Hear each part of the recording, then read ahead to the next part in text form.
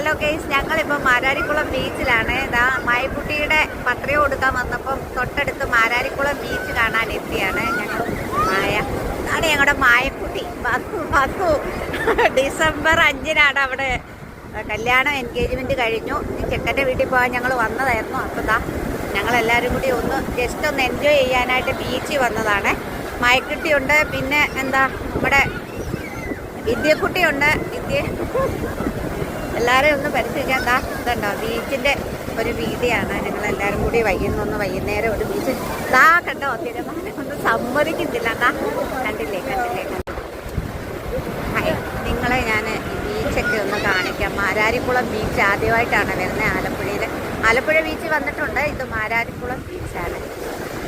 ഒന്ന് വീഡിയോ എങ്ങനെയുണ്ടെന്ന് എല്ലാവരും അഭിപ്രായം പറയണം. കുറേ ദിവസമായി ഞാൻ ബ്ലോഗ് ചെയ്തിട്ട് ആരും എനിക്ക് സബ്സ്ക്രൈബേഴ്സൊക്കെ കൂടുന്നില്ല. ഒരു വീഡിയോ എനിക്ക് വൈറലാക്കി തന്നതിന് എല്ലാവർക്കും നന്ദി.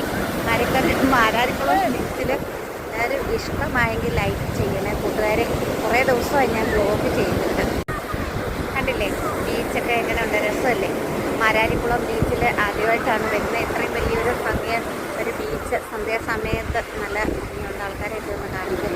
ബീച്ചിലുള്ള ഫാമിലി എല്ലാം ഉണ്ട്, ഞങ്ങളെല്ലാം ഉണ്ട്. മായക്കുട്ടിയുണ്ട്, മോനുണ്ട്, അച്ചുണ്ട്, അബിയുണ്ട്, എല്ലാവരും ഉണ്ട്. പിന്നെ കുറേ ആൾക്കാർ അവിടെ ഉണ്ട്. ഞങ്ങളുടെ വിദ്യക്കുട്ടിയുടെ അനിയത്തിക്കുട്ടി വിദ്യക്കുട്ടിയുടെ അനിയത്തി വേദയാണ്. ആ വിദ്യക്കുട്ടിയുടെ അമ്മയെ കണ്ടിട്ടില്ലല്ലോ. ഇതാണ് വിദ്യക്കുട്ടിയുടെ അമ്മ.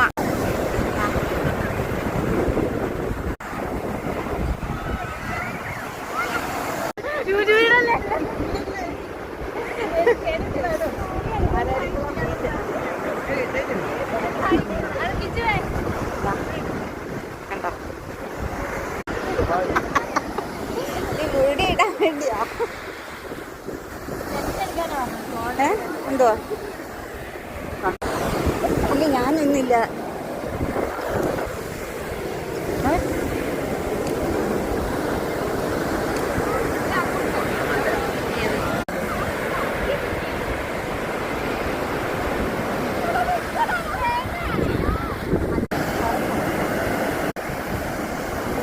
കണ്ടില്ലേ വൈകുന്നേരങ്ങൾ പരന്തൊക്കെ പോകുന്ന കണ്ടില്ലേ.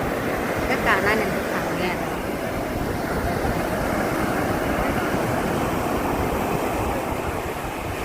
കടലിൻ്റെ ദൃശ്യങ്ങളും കടൽ തിരമാല വരുന്നതാ. പരന്തുകളൊക്കെ വന്ന് മീനൊക്കെ കുത്തുന്നതൊക്കെ